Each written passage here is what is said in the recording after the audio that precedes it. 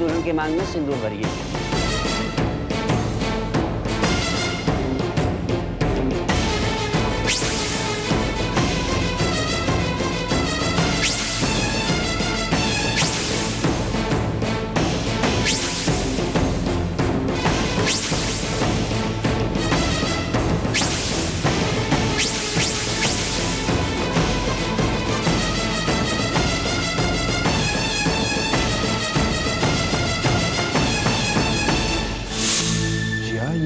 शेखर कहाँ रह गया? अब तक पहुंचा नहीं। कोर्ट का टाइम हो रहा है और वो गायब है। भैया कोई काम आ गया होगा। अरे मेरी सुबह उससे बात हुई है, उसने कहा था कि मैं केस के काम से जा रहा हूँ। मुझे लगा तुमसे मिलने आया होगा। नहीं, मुझसे तो मिलने नहीं आया। अरे नेत्रा भी अब तक नहीं पहुंची है। आखिर गया कहाँ शेखर?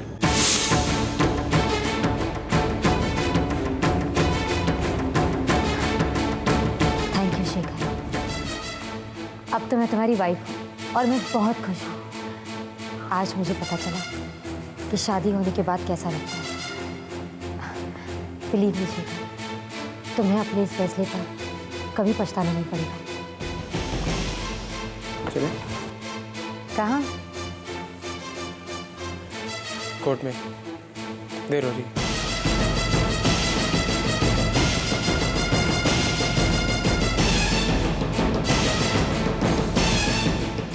नेत्रा, ये मंगलसूत्र। मैं अपना मंगलसूत्र नहीं हटाने वाली। एक शादीशुदा औरत के लिए उसका मंगलसूत्र क्या होता है ये तो तुम अच्छी तरह समझते ही हो ना।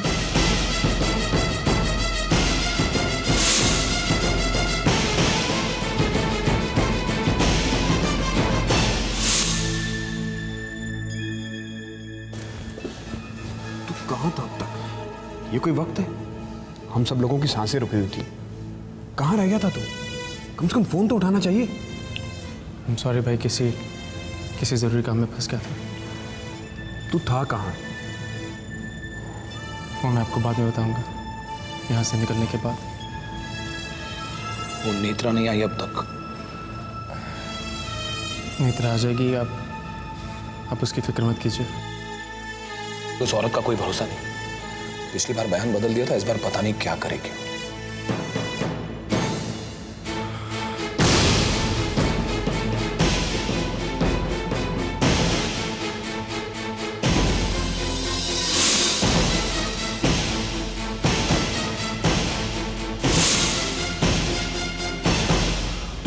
समर भैया, इसका हुलिया तो देखो। ऐसा लगता है किसी कोर्ट में नहीं, किसी शादी में आई है। Just look at her. हमें क्या लेना देना? हो सकता है डायरेक्ट शूटिंग से आ रही हो। बस इस बार अपना बयान सही दे दे।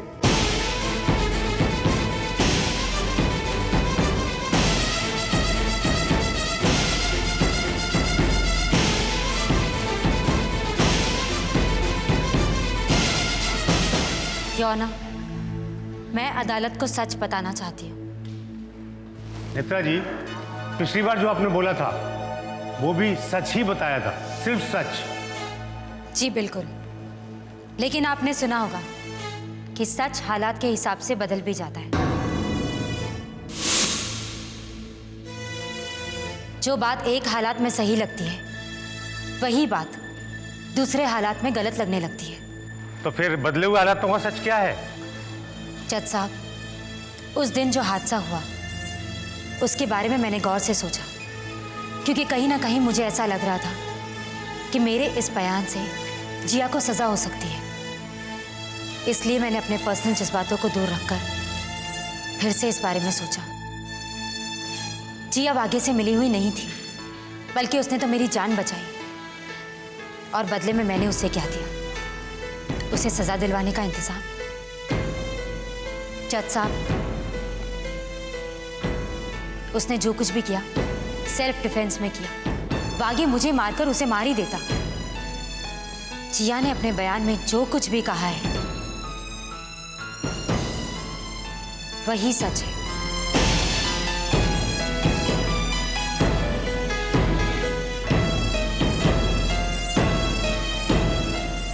क्योंकि इस केस का दारोमदार इस गवाही पर ही टिका हुआ था, और अब इस नई गवाही को देखते हुए ये अदालत ये फैसला सुनाती है कि जिया पांडे ने वाघे का खून केवल अपनी रक्षा करने के लिए किया।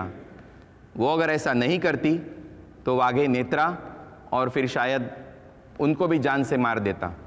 इसलिए ये अदालत जिया पांडे को बाइज्जत बरी करती है।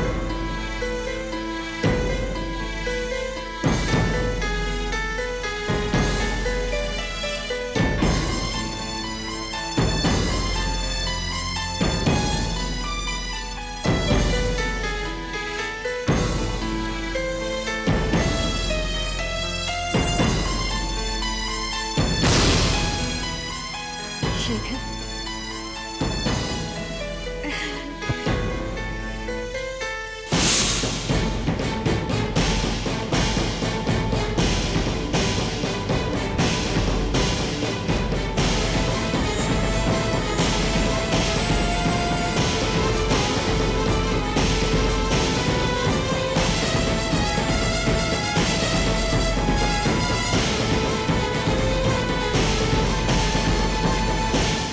Thanks Netra, it's all right. मैंने वही किया जो मुझे करना चाहिए था। इनफैक्ट मुझे तो तुम्हें सॉरी कहना चाहिए। मेरी वजह से तुम्हें इतनी प्रॉब्लम्स उठानी पड़ी। वो मुझे कोई गलतफहमी हो गई थी। कोई बात नहीं नेत्रा, अंत भला तो सब भला। शेखर चले? हाँ चलो। शेखर एक मिनट। जिया तुम गाड़ी में बैठो, मैं भी आता हूँ।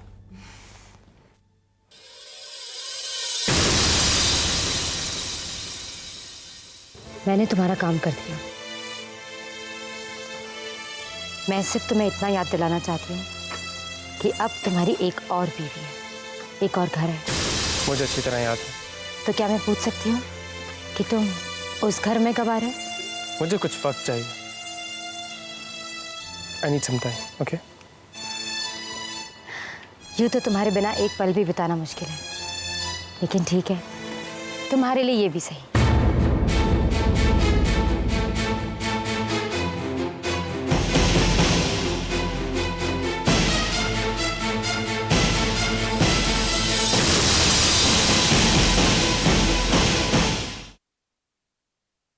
जिया तो रिहा हो गई। ये था नेत्रा का सरप्राइज। बात कुछ बनी नहीं। नेत्रा ने मुझे धोखा दे दिया। इतनी सीधी तो वो है नहीं। वो जरूर कुछ करने वाली है, पर क्या? अरे आप यहाँ बैठे हुए हो अकेले अकेले। चल के देखो तो सही, माँ कितनी खुश है। अरु आई है, अनन्या दीदी आई है। आपको देख के ना लगता है मम्मी आपको इस घर की खुशी से खुशी नहीं होती? मैं तेरे ससुराल वालों को भूली नहीं बैठी हूँ डब्बो। ये तो तेरे ससुराल वालों की आदत है, खुशी में दुनिया को भूल जाते हैं। बता ना किसे भुला दिया हमने? हर्ष है, अरु है, अनन्या दीदी है, मानस भी है। और जिसकी वजह से ये खुशी आई है वो कौन? जिया और शेखर, वो भी तो है। जिया और शेखर नहीं, नेत्रा। नेत्रा? उसकी वजह से कौन सी खुशी आई है इस घर में? उसकी वजह से तो सिर्फ दुख आए हैं। पहले शेखर जेल चला गया और फिर जिया। और जिया को छुड़वाया भी तो उसी ने। उसने कैसे? क्यों? अगर वो गवाही ना देती तो क्या होता? वही जो पहली गवाही के बाद हुआ। जिया अभी भी जेल में होती। क्यों? जिया क्यों जेल में होती? उसने कोई गलत काम थोड़ी किया। अगर नेत्रा गवाही नहीं देती तो पुलिस सच का पता लगा लेती। लेकिन कब? तब तक तो वो जेल में ही रहती ना। हाँ वो तो है। तो फिर तेरे ससुराल वालों को नेत्रा का शुक्रगुजार होना चाहिए कि नहीं? अब आप ऐसे कह रहे हो तो आपकी बात ठीक लग रही है मम्मी। मैं माँ से पूछती हूँ, अगर वो कहेंगी कि नेत्रा को बुला लो तो मैं बुला लूंगी। ठीक है, अब चलो देखो माँ कितनी खुश है।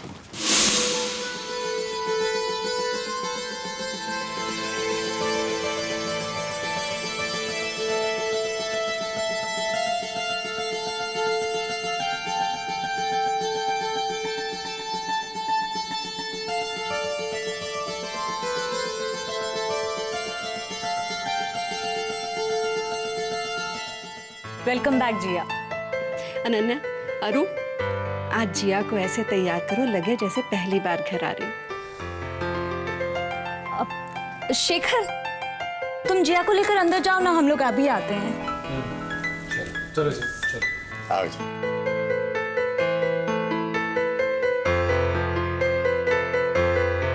अरे माँ, उन्हें थोड़ा टाइम अकेले तो दो। शेखर, घर आकर इतना अच्छा किसी ने महसूस नहीं किया होगा।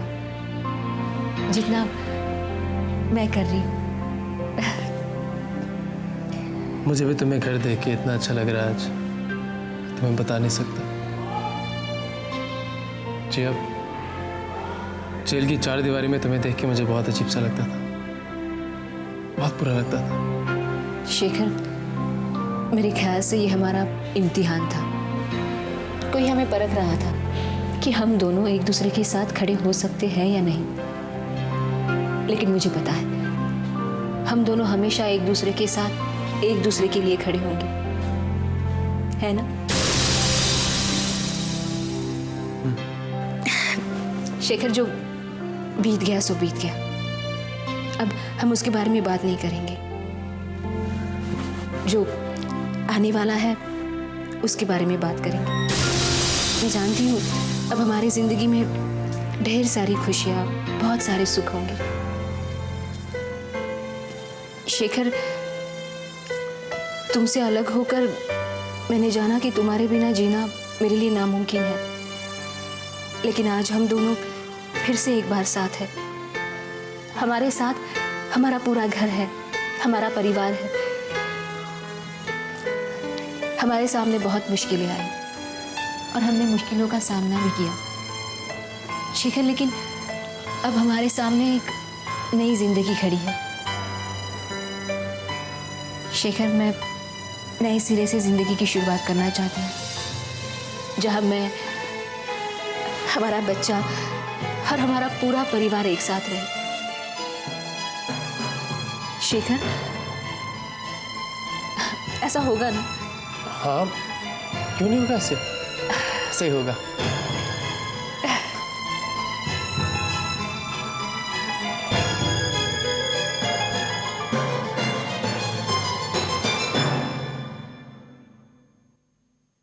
अच्छा माँ, मैं क्या कह रही थी कि जिया को दुल्हन बनाने में और खाना वगैरह बनाने में तो बहुत मेहनत लगेगी, है ना? अरे इतनी मुश्किलों से, इतना मांगने के बाद तो ये दिन आया और तुम्हें मेहनत लग रही है?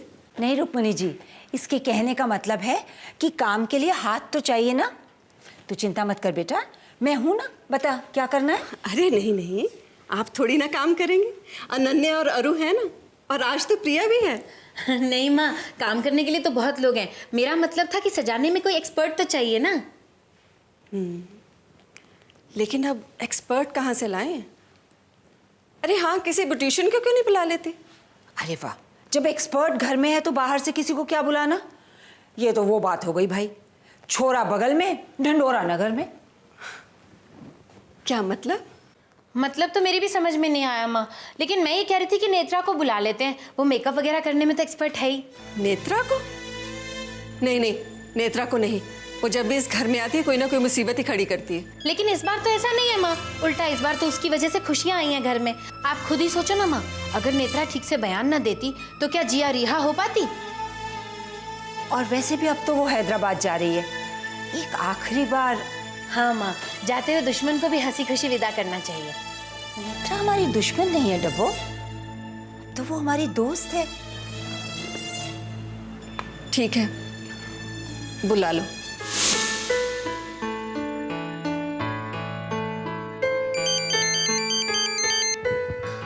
हेलो। हेलो नेत्रा। कौन बोल रहा है? मैं देवयानी, पहचाना? शेखर की भाभी। ओह हाँ भाभी, मैं आपको भाभी कह सकती हूँ ना? हाँ, कह सकती हो। अच्छा सुनो, मैंने तुम्हें इसलिए फ़ोन किया कि आज जिया घर वापस आई है ना, तुम्हें तो पता ही होगा, तुम्हारी वजह से ही आई है। जी हाँ। हाँ, तो उसके घर वापस आने की खुशी में हम एक छोटा सा गेट टुगेदर रख रहे हैं। वैसे बाहर के लोग नहीं हैं, घर के ही लोग हैं। मैं भी तो घर की ही हूँ ना। हाँ, तभी तो मैं तुम्हें इनवाइट करने के लिए फ़ोन कर रही हूँ। आपसे शेखर ने कहा मुझे फ़ोन करने के लिए। शेखर? उसको कहाँ आज फुर्सत है, वो तो जिया में ही खोया हुआ है। हम लोग है ना आज का दिन ऐसे सेलिब्रेट करना चाहते हैं जैसे आज ही जिया और शेखर की शादी हुई हो। हमने उनका कमरा भी सुहागरात के दिन की तरह ही सजा दिया है, और जिया को भी ना एकदम दुल्हन की तरह तैयार कर रहे हैं, पूरे 16 श्रृंगार करके, ऑल 16। बहुत दिनों बाद दोनों मिल रहे हैं ना। तुम आओगी ना? हाँ भाभी, मैं ज़रूर आऊँ। और दुल्हन के लिए तोहफा भी।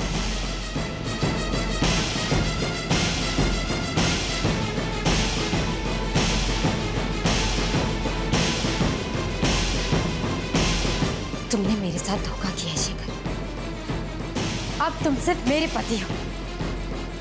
जिया का तुम पर कोई हक नहीं है। कल जब तुमने मेरे साथ अपने रिश्ते का सौदा किया तो जिया का तुमसे हर रिश्ता खत्म हो गया। तुमने सिर्फ मेरा प्यार देखा है शेखर। तुम्हारी इतनी हिम्मत, मुझे बेवकूफ समझ लिया। ये तुमने ठीक नहीं किया।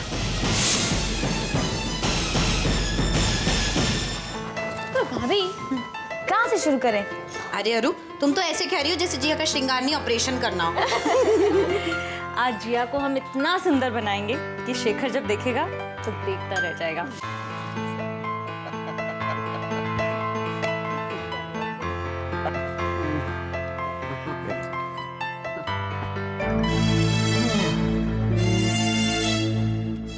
आज की रात चैन से सोऊंगा।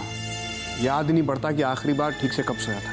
क्यों भैया, थक गए आप? बिना समर भैया, छोटी मोटी बात होती नहीं कि गहरी गहरी सांसें लेने लग जाते।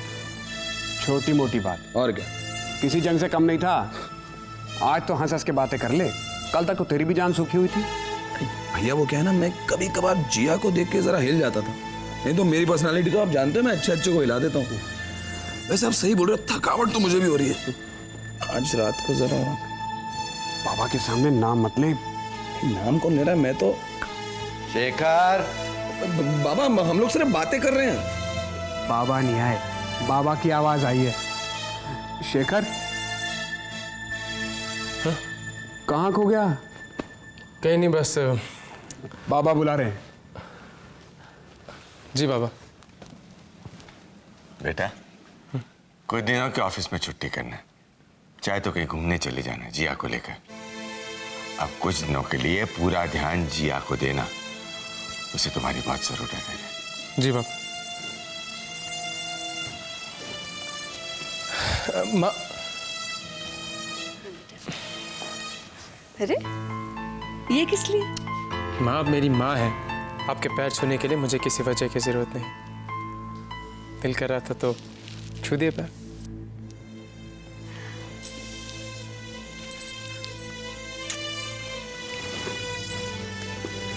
बस बेटा, अब सब ठीक हो जाएगा।